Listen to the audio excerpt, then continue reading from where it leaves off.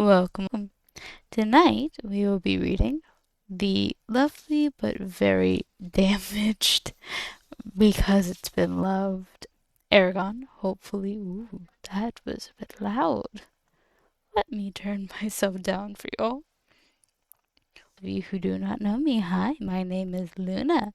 I also go by Boom Boom. You're welcome to call me either one. I don't mind. This is the Little Blueberry Patch. We do reading occasionally, like tonight. We do gaming as well, with a little bit of chaos added in. So if that is your cup of tea, feel free to stick around. Anyway, I have a very beat up copy of Eragon here. It is Eragon by Christopher, and I am going to butcher this last name. So look, Shade of Fear. Wind howled through the night, carrying a scent that would change the world. A tall shade lifted his head and sniffed the air. He looked human, except for his crimson hair and maroon eyes. He blinked in surprise. The message had been correct. They were here. Or was it a trap? He weighed the odds and then said icily, "Spread out. Hide behind the trees and bushes. Stop whoever is coming, or die." Around him shuffled 12 Urgles, with short swords and round iron shields, painted with black symbols. They resembled men with bowed legs and thick, brutish arms. Brutish. A pair of twisted horns grew above their small ears. The monsters hurried into the brush, grunting as they hid. Some rustling quieted. The forest was silent again. The shade peered around a thick tree and looked up the trail. It was too dark for any human to see, but for him, the faint moonlight was like a sunshine streaming through the trees. Every detail was clear and sharp. To his searching gaze, he remained unnaturally quiet, a long pale sword in his hands. In his hand, a wire-thin scratch curved on the blade. The weapon was thin be enough to slip between a pair of ribs, yet stout enough to hack through the hardest armor. The Argos could not see well as the shade. They grouped like blind beggars, fumbling with their weapons. An owl screeched, cutting through the silence. No one relaxed until the bird flew past. Then the monsters shivered in the cold night. One snapped a twig with his heavy boot. The shade hissed in anger. The Urgle shrank back, motionless. He suppressed his distaste. They smelled like fitted meat and turned away. They were tools, nothing more. The shade was forced back to his impatience as the minutes became hours. The scent must have wafted far ahead of its owners. He did not let the Urkels get up or warm themselves. He denied himself those luxuries too, and stayed behind the tree, watching the trail. Another gust of wind rushed through the forest. The smell was stronger this time. Excited, he lifted a thin lip in a snarl. "Get ready," he whispered, his whole body vibrating. The tip of his sword moved in a small circles. It had taken many plots and much pain to bring himself to this moment. It would not do to lose control now. Eyes brightened under the Urgos' thick brows, and the creatures gripped their weapons tighter. Ahead of them, the shade heard a clink of something. Ow! As something hard struck a loose stone. Faint smudges emerged from the darkness and advanced down the trail. 3 white horses with their riders cantered towards the ambush, their heads held high, proud, their coats rippling in the moonlight like liquid silver. On the first horse was an elf with pointed ears and eleganted, slanted brows. His build was slim but strong, like a rapier. A powerful bow was slung on his back. a sword pressed against his side. Opposite, a quiver of fletched arrows with with swan feathers. The last rider had the same fair face and angled features as the other. He carried a long spear in his right hand and a white dagger at his belt. A helm of extraordinary craftsmanship rested on his head. Between these two rode a raven-haired elven lady, who surveyed her surroundings with poise. Framed by long black locks, her deep eyes shone with driving force. Her clothes were unadorned, yet her beauty was undiminishing. At her side was a sword, at her back a long bow with a quiver. She carried in her lap a pouch that she frequently looked at, as if to reassure herself that it was still there. One of the elves spoke quietly, but the shade could not hear what was said. The lady answered with obvious authority, and her guard switched places. The one wearing the helm took the lead, shifting his spear to a readier grip. They passed the shade's hiding place in the first few oracles. Without suspicion, the shade was already savoring his victory. When the wind changed direction and swept towards the elves, heavy with the ergo stench, the horses snorted in alarm and tossed their heads. The riders stiffened, eyes flashing from side to side, then wheeled their mounts around and galloped away. The lady's horse surged forward, leaving her guards far behind. Forsaking their hiding, the Urgos stood and released a stream of black arrows. The shade jumped out from behind the tree, raised his right hand, and shouted, "Gargalaza!" A red bolt flashed from his palm towards the elven lady, illuminating the tree with a bloody light. It struck her steed, and the horse toppled with a high-pitched squeal, plowing into the ground chest first. She leapt off the animal with human speed and landed lightly, then glanced back for her guards. The Urkel's deathly arrows quickly brought down the two elves. They fell from the noble horse's blood pooling in the dirt. As the Urgles rushed to slay the elves, the shade screamed, "After her! She's the one I want!" The monsters grunted and rushed down the trail. A cry tore from the elf's lips as she saw her dead companions, took a step towards them, then cursed her enemies and bounded into the forest. While Urgles crashed through the trees, the shade climbed a piece of granite that jutted above them. From his perch he could see all the surrounding forest, and raised his hand and uttered Iskapir Botik, and a quarter-mile section of the forest exploded into flames. Grimly he burned one section after another until there was a ring of fire half a league across. Around the ambush site, the flames looked like a molten crown resting on the forest. Satisfied, he watched the ring carefully in case it should falter. The band of fire thickened, contracting the areas the Urgles had to search. Suddenly the shade heard shouts and a coarse scream. Through the tree he saw three of his chargers fall in a pile, mortally wounded. He caught a glimpse of the elf running from the remaining Urgles. She fled towards a craggy piece of granite with tremendous speed. The shade examined the ground 20 feet below, then jumped and landed nimbly in front of her. She skidded. If I can turn the page. Around and sped back to the trail, black Urgle blood dripping from her sword, staining the pouch in her hand. The horned monsters came out of the forest and hemmed her in, blocking the only escape routes. Her head whipped around as she tried to find a way out. Seeing none, she drew upon herself with regal disdain. The shade approached her with a raised hand, allowing himself to enjoy her helplessness. Get her.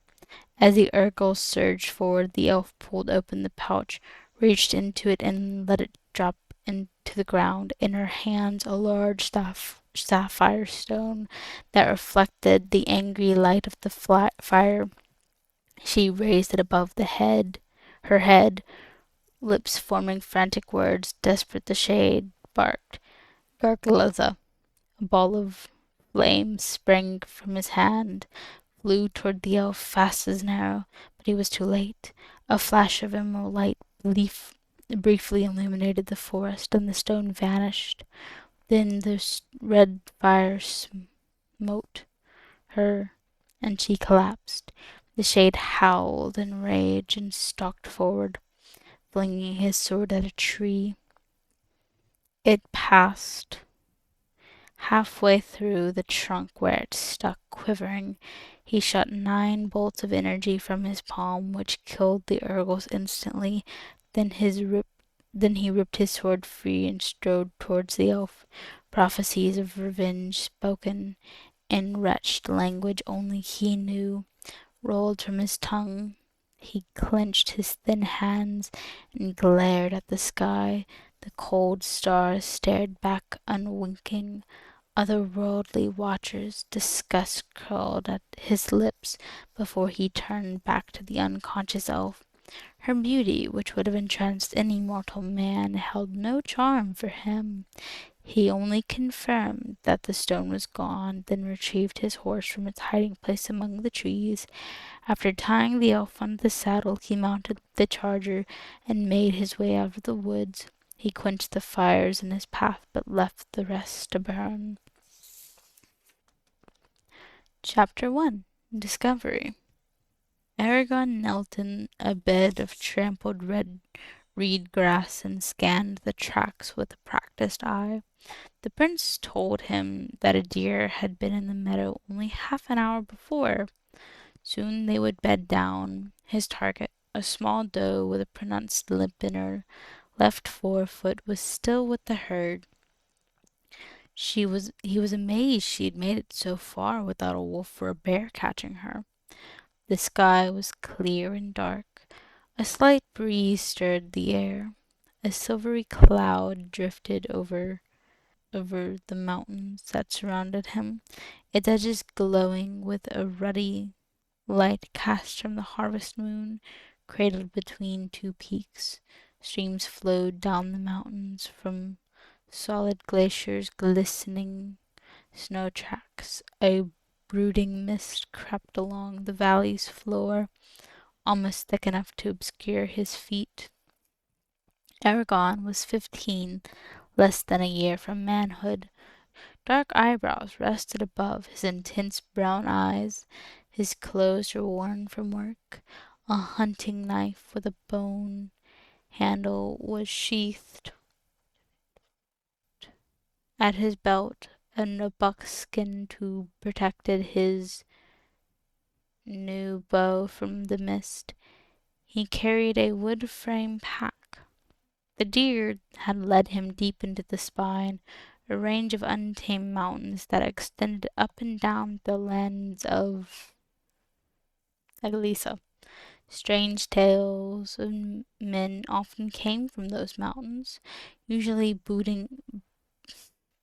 Despite that, Eragon did not fear the spine. He was the only hunter near Carnival who dared track game deep into the craggy recesses. It was the 3rd night of the hunt, and his food was half gone. If he did not fell the doe, he would be forced to return home empty-handed.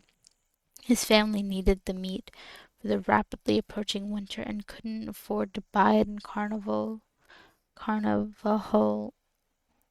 Argon stood with a quiet assurance in the dusky moonlight, then strode into the forest toward a glen where he was sure the deer would rest. The trees blocked the sky from view and cast a feathery shadow on the ground. He looked at the tracks. Only occasionally he knew the way. At the glen he strung his bow with a sure touch, then drew 3 arrows and nocked one, holding the others in his left hand. The moonlight revealed 20 or so motionless lumps where the deer lay in the grass. The doe he wanted was at the edge of the herd, her left forefoot stretched out awkwardly. Eragon slowly crept closer, keeping the bow ready. All his work for the past 3 days had led to this moment. He took a last steadying breath. An explosion shattered the night. The herd bolted. Eragon lunged forward, racing through the grass. A fiery wind surged past his cheek. He slid to a stop and loosed an arrow at the bounding doe. It missed by a finger's breadth and hissed into the darkness. He cursed and spun around, instinctively knocking another arrow. Behind him, where the deer had been, smoldered a large dark circle of grass and trees. Many of the pines stood bare of their needles. The grass outside of the charring was flared. The wisp of smoke curled in the air, carrying a blunt smell. In the center of the blast radius lay a polished blue stone. Mist snaked across the scorched area and swirled instabilely tendrils over the stone. Eragon watched for danger for several long minutes, but the only thing that moved was the mist. Cautiously he released the tension from the bow and moved forward. Moonlight cast him in a pale shadow as he stopped before the stone. He nudged it with an arrow, then jumped back. Nothing happened, so he warily picked it up. Nature had never polished a stone as smooth as this one. Its flawless surface was a dark blue except for the thin veins of white that spider-webbed across it. The stone was cool and frictionless under his fingers, like hardened silk. Oval, about a foot long, it weighed several pounds, though it felt lighter than it should be. Eragon found the stone both beautiful and frightening. Where did it come from? Does it have a purpose? Then more disturbing thought came to him. Was it sent here by accident? Or am I meant to have it? He had learned, if anything, from the old stories, it was to treat magic and those who used it with great caution. But what should I do with the stone? It would be tiresome to carry, and there was a chance it's dangerous. It might be better to leave it behind. A flicker of indecision ran through him, and he almost dropped it but something stayed his hand. At the very least, it might pay for some food, he decided with a shrug, tucking the stone into his pack. The glen was too exposed to make a safe camp, so he slipped back into the forest and spread his bedroll beneath the upturned roots of a fallen tree. After a cold dinner of bread and cheese, he wrapped himself in blankets and fell asleep, pondering what had occurred. Chapter 2. Plankar Valley. The sun rose the next morning with glorious configuration of pink and yellow. The air was fresh, sweet, and very cold. The streams and small pools were completely frozen over. After a breakfast of porridge, Eragon returned to the glen to examine the charred area. The morning light revealed no new details, so he started for home. The rough game trail was faintly worn and in places non-existent because it had been forged by animals. It often backtracked and took long detours, yet for all its flaws it was still the fastest way out of the mountains. The spine was one of the only places that King Galbatrox could not call his own. Stories were still told about how half his army disappeared after marching into the ancient forest. A cloud of misfortune and bad luck seemed to hang over it. Though the trees grew tall and the sky shone brightly, few people could stay in the spine for long without suffering an accident. Eragon was one of those few. Not through any particular gift, it seemed to him, because of persistent vigilance and sharp reflexes. He had hiked the mountains for years, yet he was still wary of them. Every time he thought they had surrendered their secrets, something happened to upset his understanding of them, like the stone's appearance. He kept up a brisk pace, and the league steadily disappeared. In the late evening he arrived at the edge of a precious ravine. The Anora River rushed by far below, heading to the Plancar Valley, gorged with hundreds of tiny streams. The river was a brute force battling against the rocks and boulders that barred its way. A low rumble filled the air. He camped in a thicket near the ravine, watched the moon rise before going to bed. It grew colder over the next day and a half. Eragon traveled quickly and saw little of the weary wildlife. A bit past noon he heard the Agulda falls banqueting everything with the dull sound of a thousand splashes. The trail led him into a moist slat outcropping which the river sped past, flinging itself into the empty air and down mossy cliffs. Before him lay Plancar Valley, exposed like an unrolled map. The base of the Inglana Falls, more than half a mile below, was the northernmost point of the valley.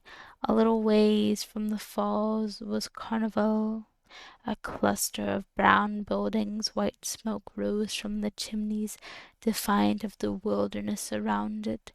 At this height farms were small square patches, no bigger than the end of his finger. The land around them was tan or sandy, where dead grass swayed in the wind. The Anora River wound from the falls toward the Plancar's southern end, reflecting the great strips of the sunlight. Far in the distance it flowed past the villages, Venice Ford, and the lonely mountain Itgard. Beyond that he knew only it turned north and ran to the sea. After a pause, Eragon left the outcropping and started down the trail, grimacing up the descent. When he arrived at the bottom, soft dusk was creeping over everything, blurring colors and shape into gray masses. Carnival's lights shimmered nearby in the twilight. The houses cast long shadows aside from the Nisford. Carnival was the only village in Plancar Valley. The settlement was excluded by surrounded by harsh and beautiful land. Few traveled here except merchants and trappers. The village was composed of a stout log buildings with low roofs, some thatched, others shingled. Smoke billowed from the chimneys, giving the air a woodsy smell. The buildings had a wide porches where people gathered to talk and conduct business. Occasionally a window brightened as a candle or a lamp was lit. Eragon heard men talking loudly in the evening air, while wives scurried to fetch their husbands, scolding them for being late. Eragon wove his way between the houses to the butcher's shop, a broad, thick-beamed building overheld the chimney blanched black smoke. He pushed open the door. The spacious room was warm and well lit by a fire snapping in the stone fireplace. A bar or counter stretched across the far side of the room. The floor was strewn with loose straw. Everything was sculpturously clean, as if the owner spent his leisure time dinging in the obscure crannies for minuscule pieces of filth. Behind the counter stood the butcher's salon, a small man. He wore a cotton shirt and a long blood-stained smock. An impressive array of knives swung from his belt. He had a swallow pockmarked face, and his black eyes were suspicious. He polished the counter with a ragged cloth. Sloane's mouth twisted as Eragon entered. Well, the mighty hunter joins the rest of us. How many did you bag this time? None, was Eragon's curt reply. He never liked Sloane. The butcher always treated him with disdain, as if he were something unclean.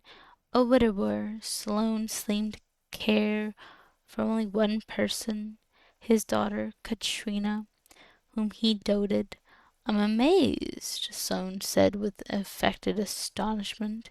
He turned his back to Eragon to scrape something off the wall. And that's your reason for coming here? Yes, admitted Eragon uncomfortably. If that's the case, let's see your money. Sloane tapped his fingers when Eragon shifted his feet and remained silent. Come on, either you have it or you don't. Which is it? Well, I don't really have any money, but I do. What? No money? The butcher cut him off. And you expect to buy meat? Are the other merchants giving away their wares? Should I just hand you the goods without charge? Besides, he said abruptly, it's late. Come back tomorrow with money. I'm closed for the day. Eragon glared at him. I can't wait until tomorrow, Sloane. Get out, demanded Sloane, pushing the stone away.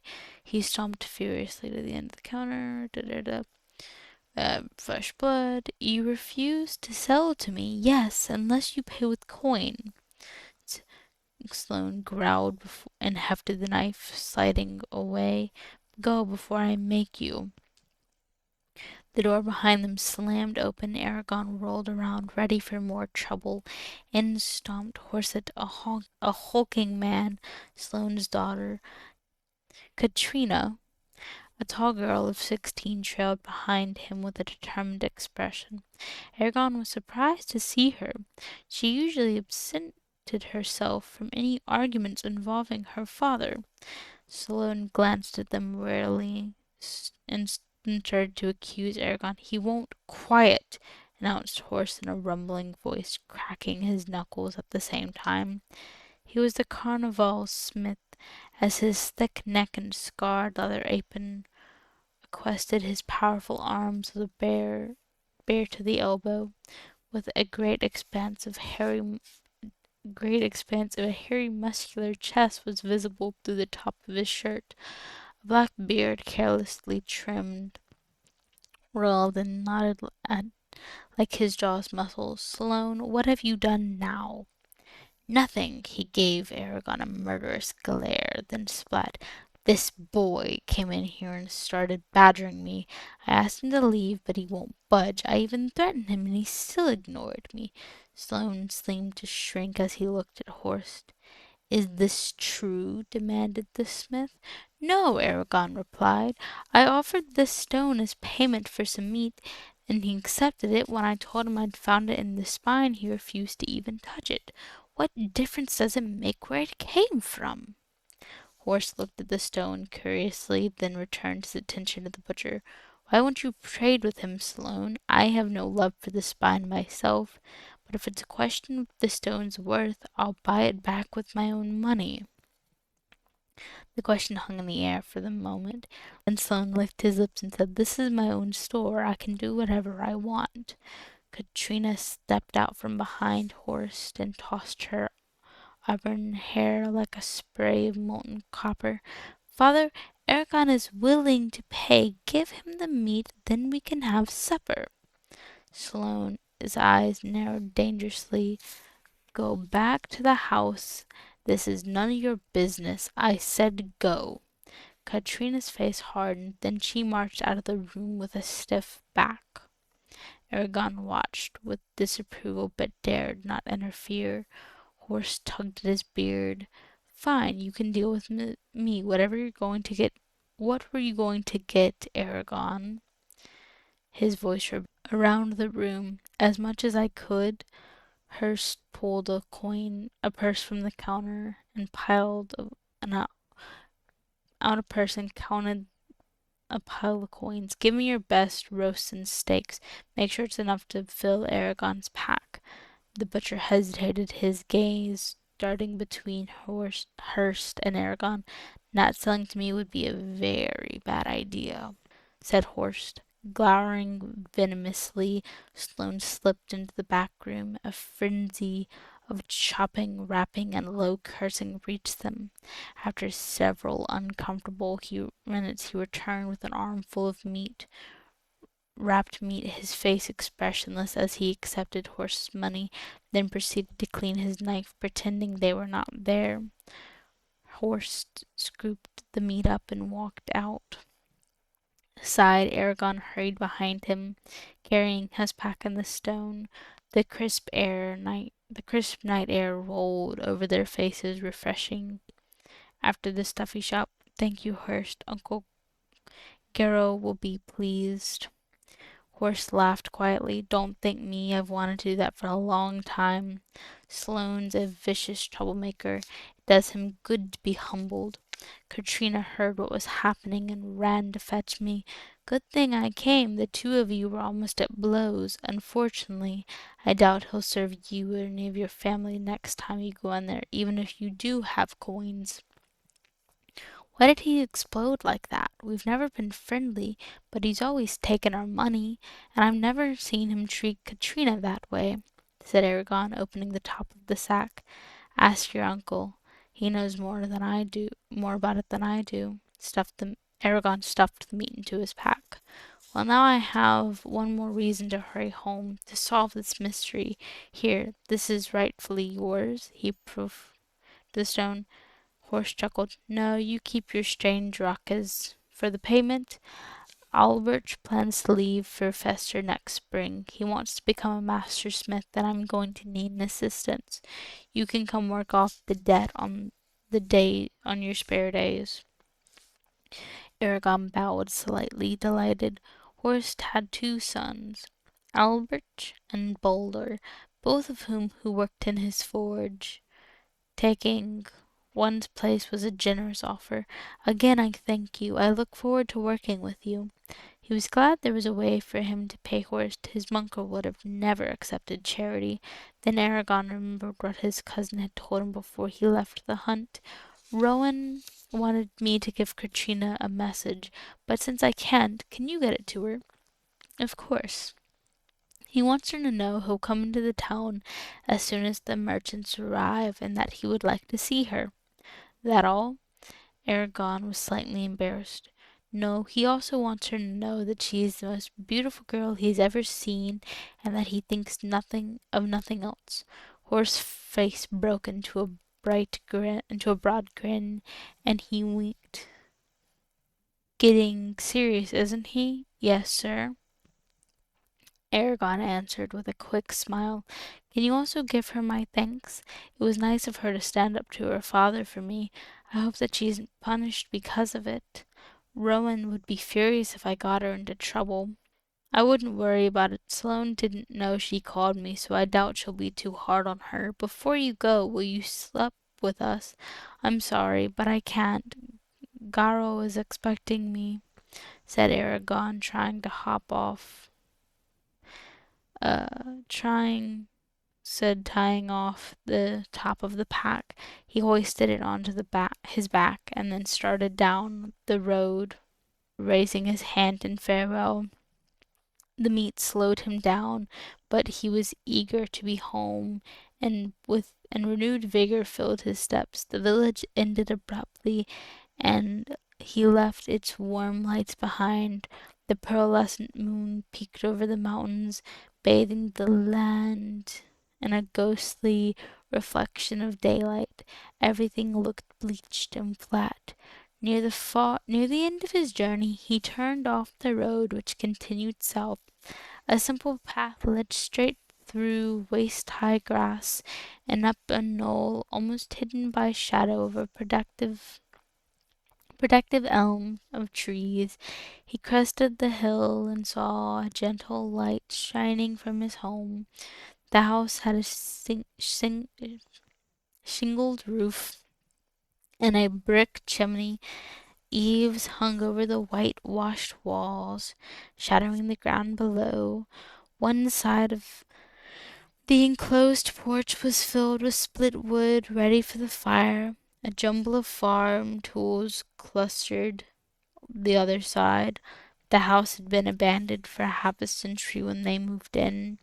After Garo's wife Marine died, it was 10 miles from Carnival, farther than anyone else. People considered the distance dangerous because the family could not rely on help from the village in times of trouble, but Eragon's uncle would not listen.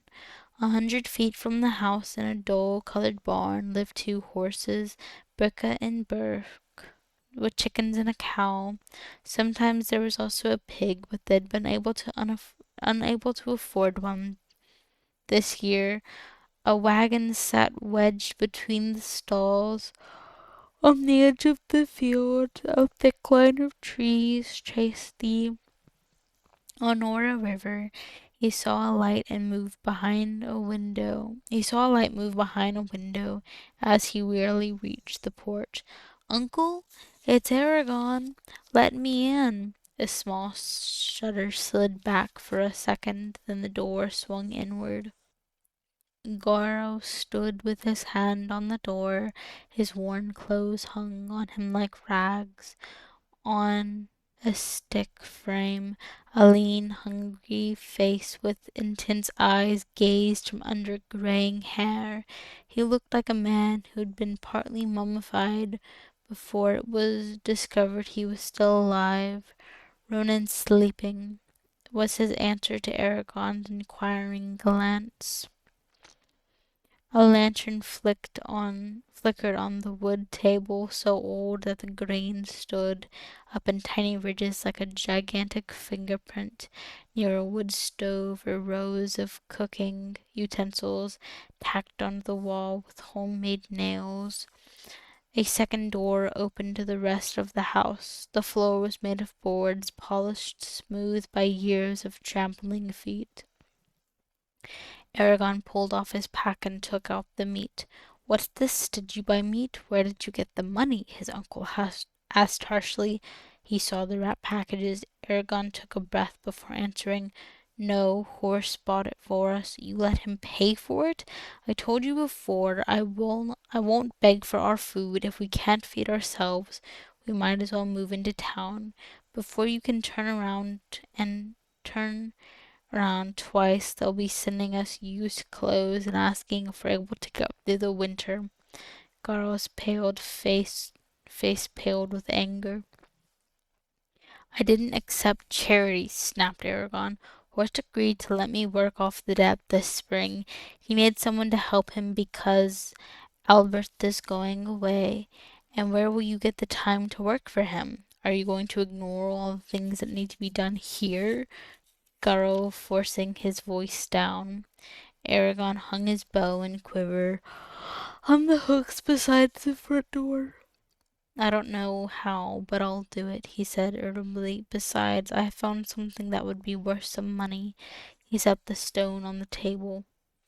We might not get through 3 chapters. It might just be the first 2. I sincerely apologize. Garo bowed over it. The hungry look on his face became ravenous, and his fingers moved with a strange twitch. "You found this in the spine?" "Yes," said Eragon. He explained what had happened, and to make matters worse, "I lost my best arrow. I'll have to make one more before long." They stared at the stone in the darkness. "How was the weather?" asked his uncle, lifting the stone. His hands tightened around it, like he was afraid it would suddenly disappear. "Cold," was Eragon's reply. "It didn't snow, but it was frozen each night." Garo looked worried by the news. "Tomorrow we'll have to help Ronan finish harvesting the barley. If we can get the squash picked too, the frost won't bother us." He passed the stone to Eragon. "Here, keep it. When the traders come, we'll find out what it's worth. Selling it is probably the best thing to do. The less we're involved with magic, the better." Why did horse pay for the meat? It took a moment for Eragon to explain his argument with Sloane. I just don't understand what angered him so. Garrow shrugged. Sloane's wife, Ismir, went over the Iguana Falls a year before you were brought here. He hasn't been near the spine since nor had anything to do with it, but that's no reason to refuse payment. I think he wanted to give you trouble. Aragon swayed beerily and said it's good to be back. Garrow's eyes softened and he nodded. Aragon stumbled to his room and pushed the stone under his bed, then fell onto the mattress. Home. For the first time before the hunt, he relaxed completely and sleep overtook him. Well, I do sincerely apologize that we did not get through 3 chapters, but it is also quite late for my self-chat, and unfortunately I do have to be up tomorrow. But I do hope that everyone had fun. I would love that will be all tonight.